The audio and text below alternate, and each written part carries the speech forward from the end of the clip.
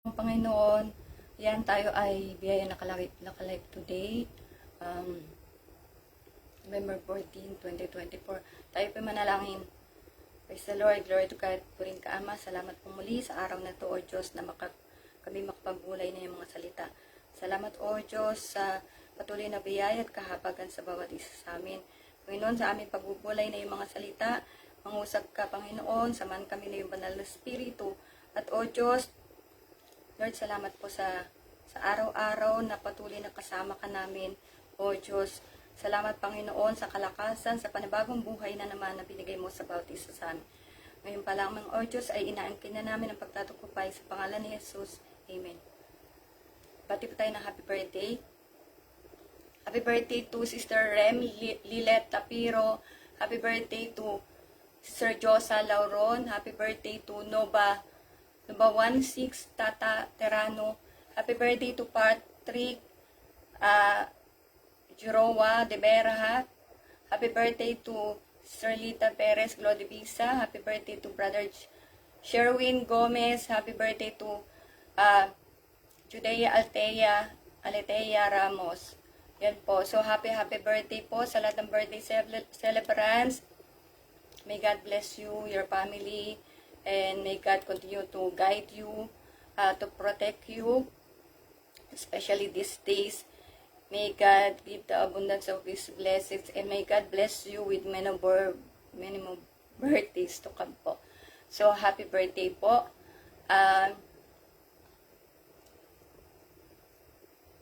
Okay.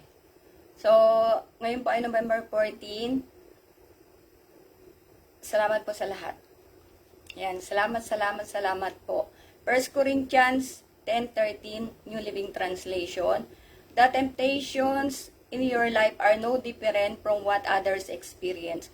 And God is faithful. He will not allow the temptation to be more than you can stand. When you are tempted, He will show you a way out so that you can endure. So, sinare ko po tong verse na to para sa ating lahat. Yan. Kasi syempre maraming kumbaga na-share ko na yung buhay ko, ganyan po, di ba? Maraming pagsubok or kumbaga dahil tayo nagsadala ng salita ng Diyos, dahil naman po nakalagay din sa Bible na uusigin ka, di ba? Kukutyain ka, yan po. So, for myself po, pero para sa lahat po yung verse na sinabi ko na sukat po ng Diyos, alam ng Diyos ang kakayahan natin. So, pag may dumating sa ating temptations, pagsubok po, huwag tayo matakot dahil alam ng Diyos na kaya natin. Yan po. Ang kailangan lang natin, manalangin, magtiwala sa Diyos dahil hindi niya ibibigay ang lahat ng mga yan kung di mo kaya. Kaya ang napaka-importante po ay lumapit po sa Diyos, magtiwala sa Diyos, hanapin lagi po ang mukha ng Diyos. Yan. Siguro sa akin na lang, by the grace of God po, na ako nga from bata, yan, since religious person nga yung family ko, mother ko, father ko, and by the grace of God, we were nasa Port Watch na po ako ngayon. Yan, na pinalakas po tayo ng salita ng Diyos. Kaya may mga dumarating na bagyo na by the grace of God, kinakaya na natin. Napupurihin po ang Panginoon. So, akala ko tapos na rin yung revelation po ng Panginoon. At, hindi pa pala. Okay po.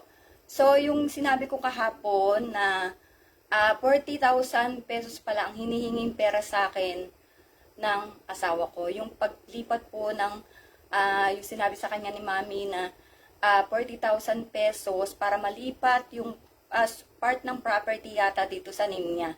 And at that time, kumbaga para na akong may vision ba, future vision na something will happen bad in the future po. Kaya hindi yun natuloy. Yan po. At at ito na nga ngayon, di ba, ako po ay, yun na, mga nangyari, yan, ako ito natin. And buti na lang din, hindi ako natuloy na gusto ko siya ibili ng motor. Kasi yung that time na ako ay may pera pa, yan, ako kasi mahabagin ako, madali ako mauto, yan, minsan.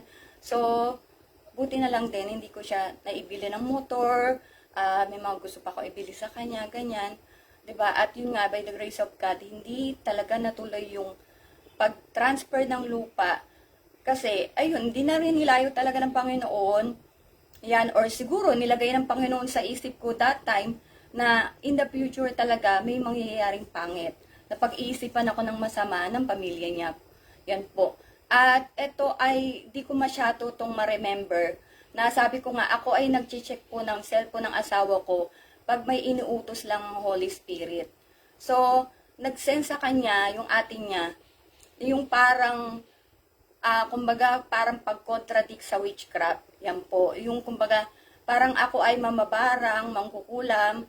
Yan po na para kalabanin ako. Yung kumbaga ano ba? I-oppose mo yung mangkukulam. Yan po, bad spirit. Yan.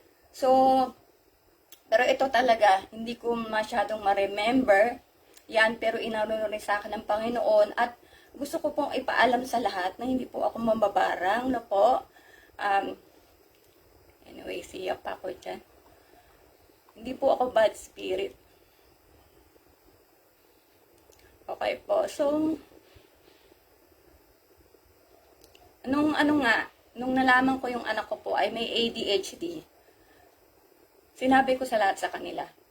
Yan, pinaalam ko, at sa anak ko, pinaalam ko sa asawa ko, sa sister-in-law niya, pera lang yun nasa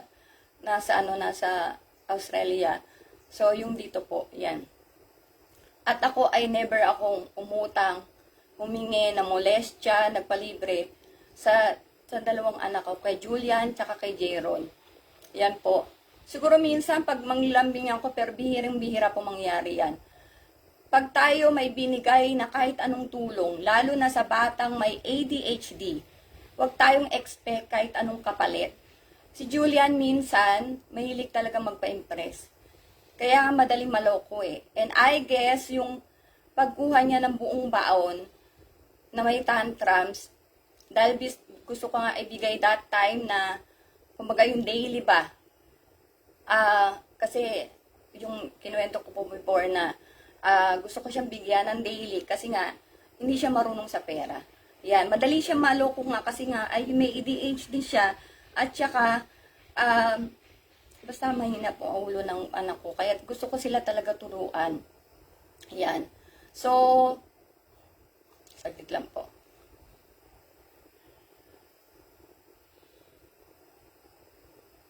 And yung nga, sabi ko, I guess yung pagkuha niya ng baon sa akin ng buo, nagdag-tantrum siya, nagsisigaw siya, na ibigay ko sa kanya yung buong baon. May nag-udyok sa kanya para kunin lahat ng pera niya.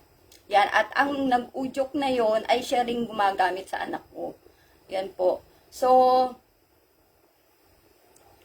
at eto lang, reminder talaga, nung time ako ay nalaglag sa sahig, yan, bumagsak sa sahig dahil sa pagpalo ni Julian sa akin sa ulo ko, na 2 hours ako di makatayo.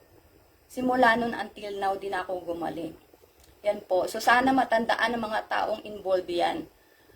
Dumating ako dito, si Julian, nakakayang di maligo for 3 days. Walang nagmalasakit ni isa sa 2 anak ko. At least naamoy nila kung naligo ba siya or hindi. So, kumbaga kung hindi pa ako dumating dito, hindi sila maayos. Kaya nga, naiintindihan ko kung bakit ako dinala ng Panginoon dito. Kasi to be honest po, kagabi, syempre, naiiga ka tayo minsan. Parang gusto mong lumayo, malayo, diba?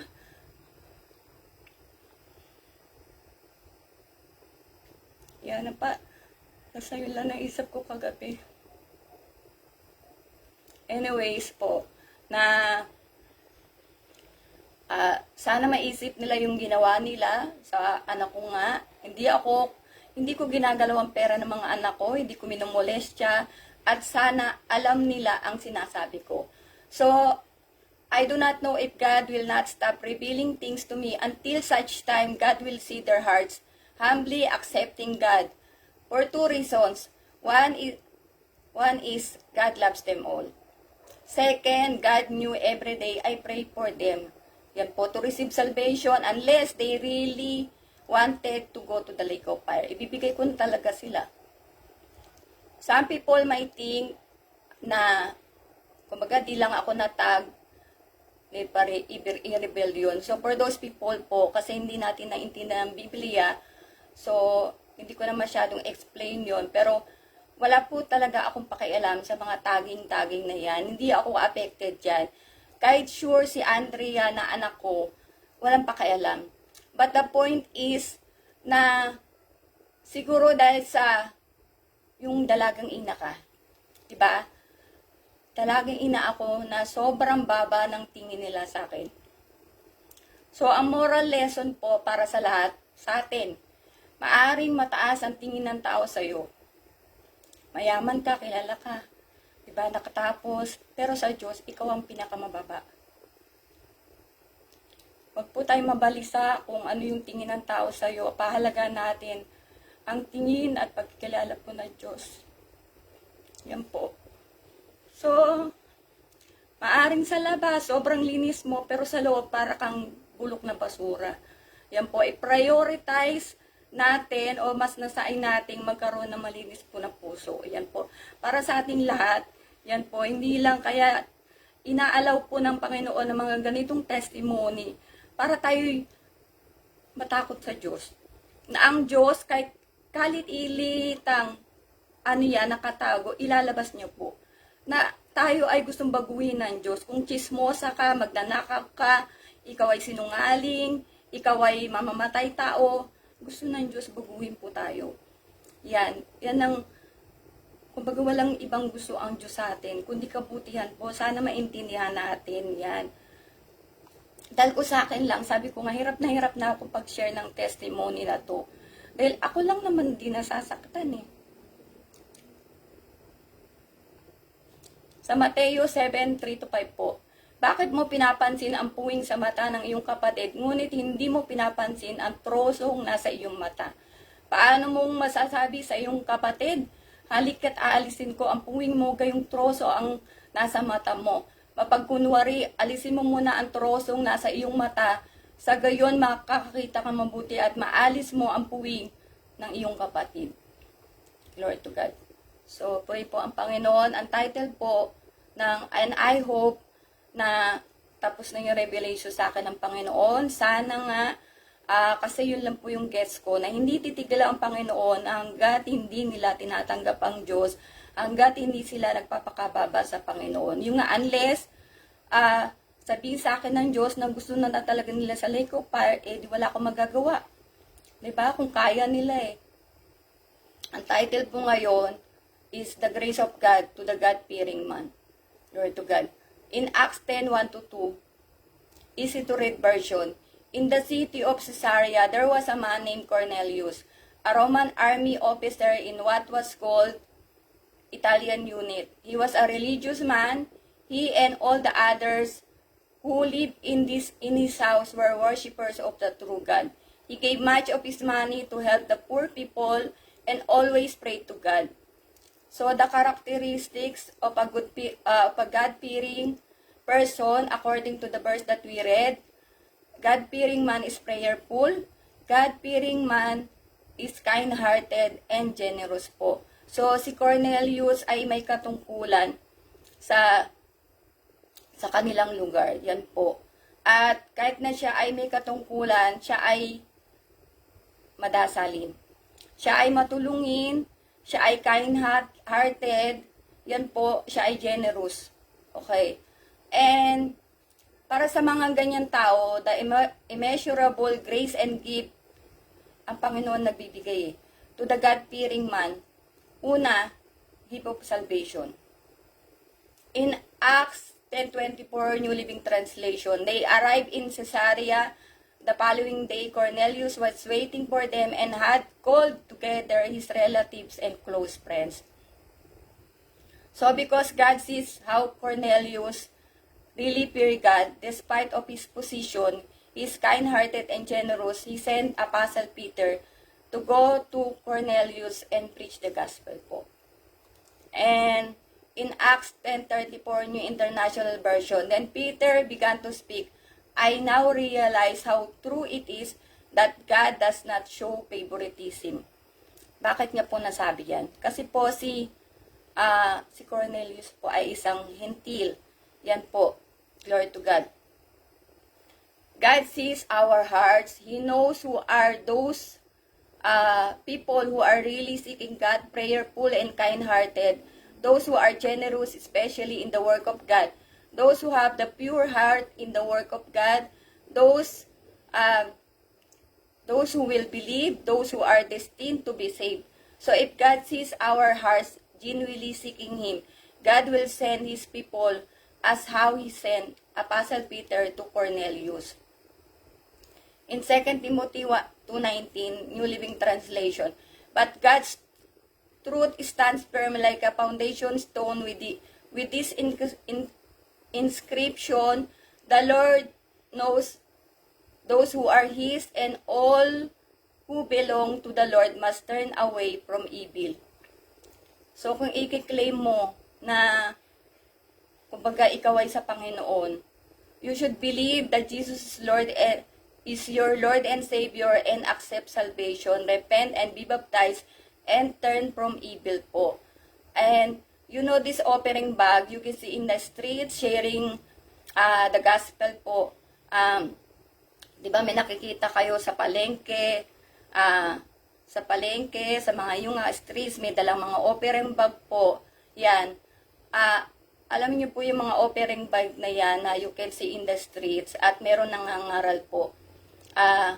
Yung mga offerings po niyan are going directly to the church. Just if some people will think that it is going to the preachers po, or to those people na may hawak ng offering bag. Kaya ang akala ng iba, nanglilimis po ang Port Watcher.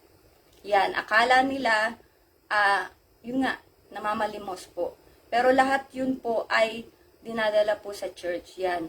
So pag ikaw ay bumawas to sa mga offering bag na yon, ikaw ay nagnakaw, 'di ba? So syempre may kaparusahan po ang Panginoon. Yan. So those people who generously supporting the work of God, rest assured that God will send someone for you to receive salvation. May it be on the streets evangelism, market evangelism, social, online, or house to house.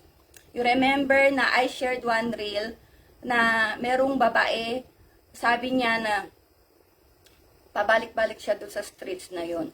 One time lang siyang para nakatagpo ng street evangelism, which was done by Novaliches Local. Yan. At sabi niya na sabi niya ang dami-daming hindi niya na alam. Yan, na sunod-sunod yung problema niya kahit anong ginagawa niya yata or lapit sa Panginoon. Pero ngayon, nung that time na siya'y nakadaan sa street evangelism po, sa ESS 4, yan, parang naramdaman niya ang presensya po ng Panginoon. Purihin po ang Panginoon. At sabi niya that time na sa Port Watch na po siya, mag-church po. Glory to God.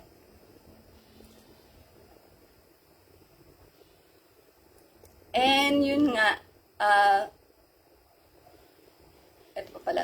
Acts 10:25-26, New Living Translation. As Peter entered his home, Cornelius fell at his feet and worshipped him. But Peter pulled him up and said, "Stand up, I'm a human being just like you." So, and because Cornelius respected so much Peter that he was from God, yun nga, diba sabi sa verse, he fell at his feet and worshipped him. Pero sabi nga ni ni Peter, na stand up, I'm a human being just like you. So, pangalawa po, number 1, diba, we will receive salvation. And second gift, they will be given the Holy Spirit. In Acts 10:44-48, easy to read version. While Peter was still speaking these words, the Holy Spirit came down on all those who were listening to his speech. The Jewish believers who came with Peter were amazed that the Holy Spirit had been poured out as a gift also to people who were not Jews. They heard them speaking different languages and praising God. Then Peter said, "How can anyone object to these people being baptized in water?" they have received the Holy Spirit in the same as we did. So Peter told them to baptize Cornelius and his relatives and friends in the name of Jesus Christ. Then they asked Peter to stay with them for a few days. Ginawa ko po sa Tagalog. Para mas maintindihan rin natin. Ako kasi minsan, di ba? So, Gawa 10:44 to 48, habang nagsasalita si Pedro, habang nagsasalita pa si Pedro, napuspos ng banal na Espiritu ang lahat ng nakikinig. Ang mga mananampalatayang Hudyo na sumama kay Pedro mula sa Jopa ay namangha dahil ipinagkaloob din ng Diyos ang banal na Espiritu sa mga hindi Hudyo. Dahil narinig nilang nagsasalita sila ng iba't ibang wika na hindi nila natutunan at nagbuburi sila sa Diyos. Kaya sinabi ni Pedro, natanggap na nila ang banal na Espiritu tulad natin kahit hindi sila mga Hudyo. Kaya wala nang makapipigil sa kanila para bautismuhan sila sa tubig. At iniutos ni Pedro na bautismuhan sila sa pangalan ni Jesucristo. Pagkatapos noon, pinakiusapan nila si Pedro na manatili muna sa kanila ng ilang araw.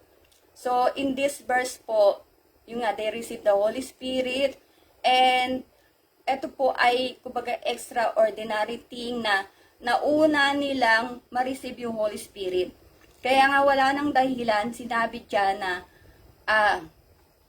kaya sinabi ni Pedro na tanggap na nila ang banal na Espiritu tulad natin, kahit hindi sila mga Hudyo, kaya wala na makakapigil sa kanila para bautismuhan sila sa tubig po. So, kaya sila ay binautismuhan po sa tubig. Yan.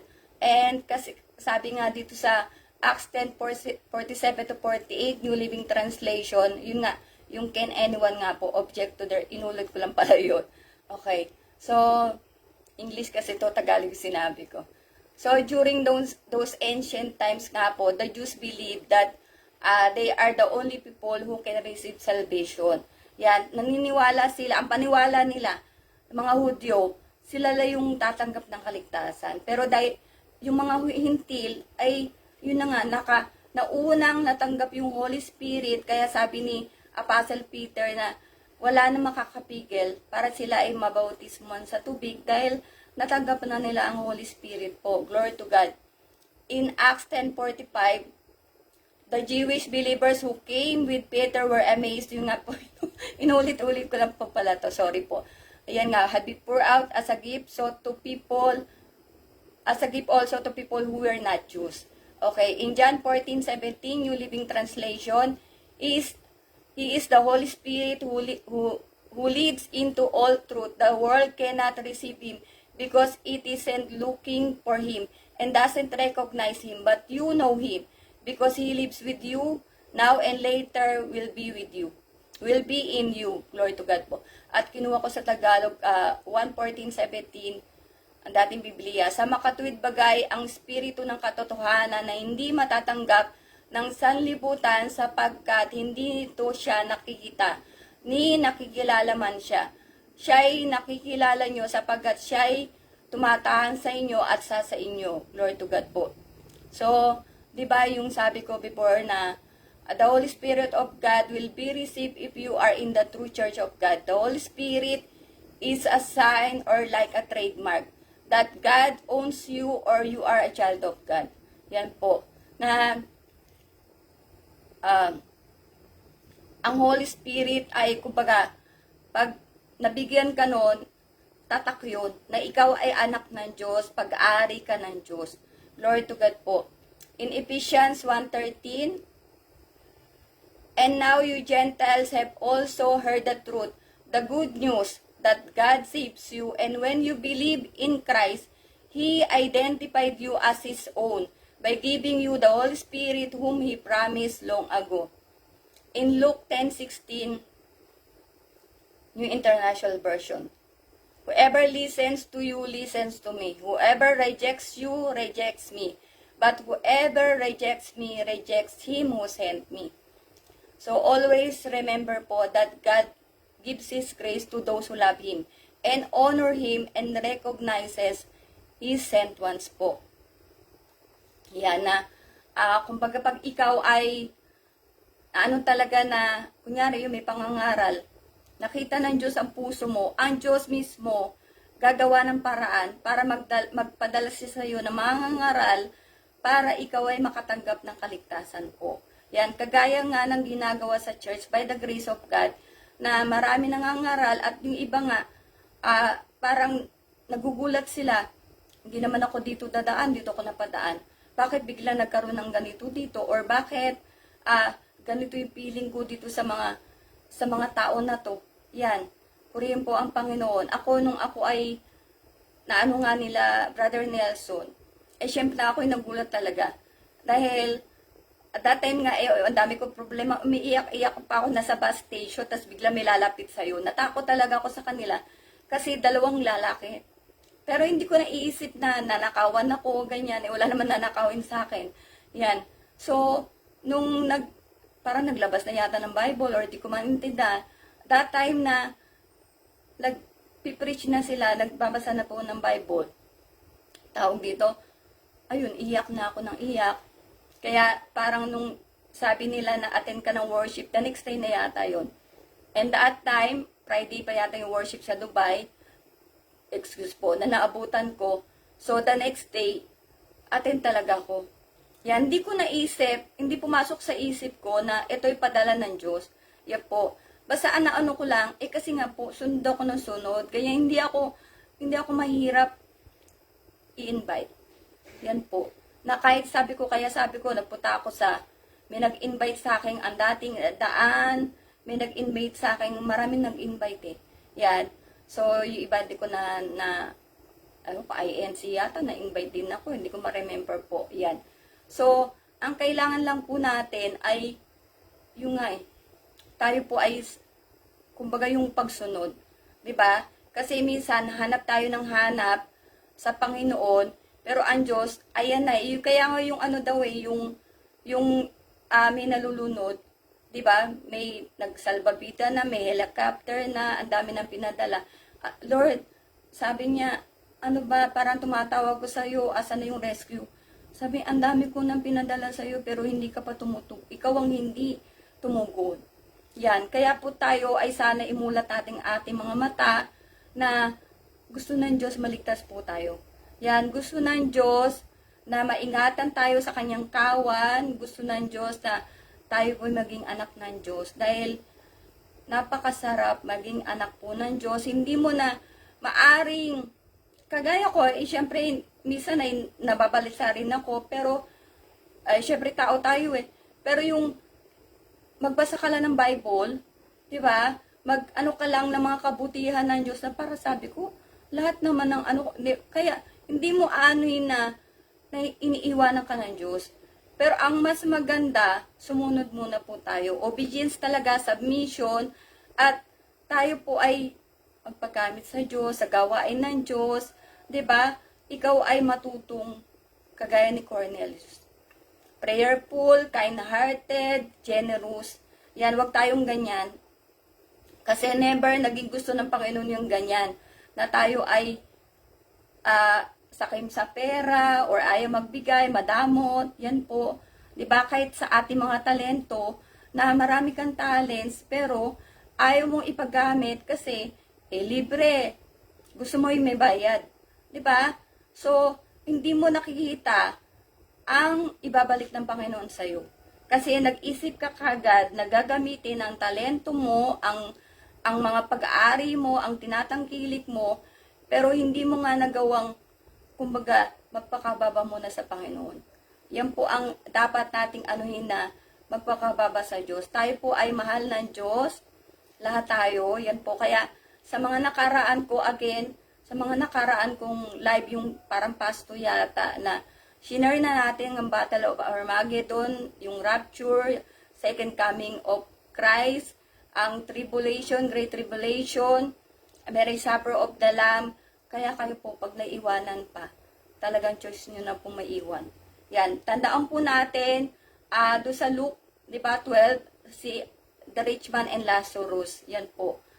Paulit-ulit nyo basahin, the rich man and Lazarus, kung paano tayo binibigyan po ng warning ng Panginoon, sa dagat-dagatang apoy. At, di ba, yung mga nakarang, mga ibang tao nandun na.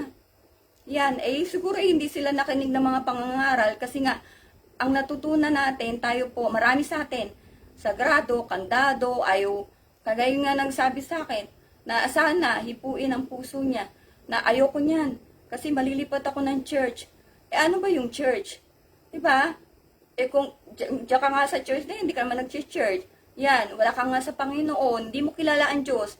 Kasi, ayun nga, dinatawag natin kanina, may kausap ako, nasasabi niya pa, Papa Jesus, ganyan.